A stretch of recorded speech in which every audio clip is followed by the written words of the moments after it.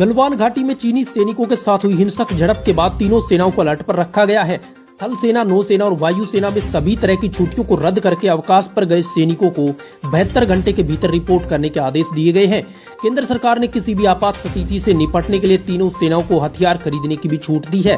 रक्षा मंत्री राजनाथ सिंह ने बुधवार को भी तीनों सेना अध्यक्ष, चीफ ऑफ डिफेंस स्टाफ और रक्षा मंत्री के साथ बैठक की।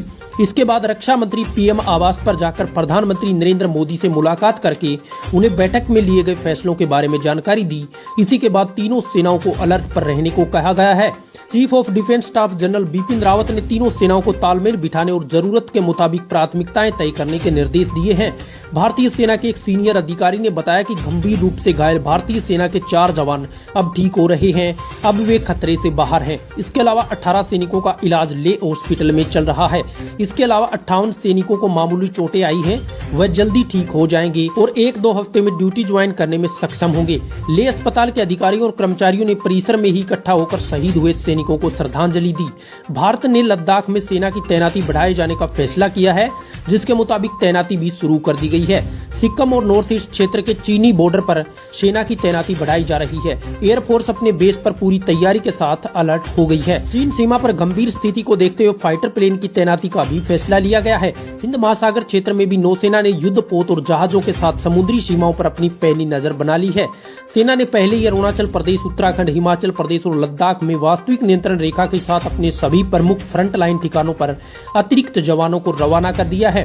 गलवान घाटी में सोमवार को हुए हिंसक झड़प के बाद पहली बार बुधवार को चीन के विदेश मंत्री की भारत के विदेश मंत्री एस जयशंकर से टेलीफोन पर बात हुई। विदेश मंत्री ने चीन की खूब खरी खोटी सुनाई और गलवान की हिंसक झड़प को चीन को सुनियोजित साजिश बताया। भारत ने कहा कि चीनी पक्ष अपनी गलतियों को समझे और सुधारात्मक कदम उठाए। दूसरी तरफ चीन ने इस घटना के लिए भारत पर आरोप मढ़ते हुए कहा है कि वह सोमवार को सीमा क्षेत्र में होने वाली झड़प की घटना की जांच करे और दोषी लोगों को दंडित करे। यह भी कहा कि भारत किसी भी उकसावे वाली कार्रवाई को रोकने के लिए सीमा क्षेत्र में अपने सैन्य बल को प्रतिबंधित करे। सेना प्रमुख जनरल एस नरवणे ने एक बयान में गलवान घाटी में हुए शहीद सभी रैंकों के बहादुर सैनिकों के सर्वोच्च बलिदान को सलाम करते हुए कहा कि हम उनके परिवारों के प्रति गहरी संवेदना प्रदान करते हैं।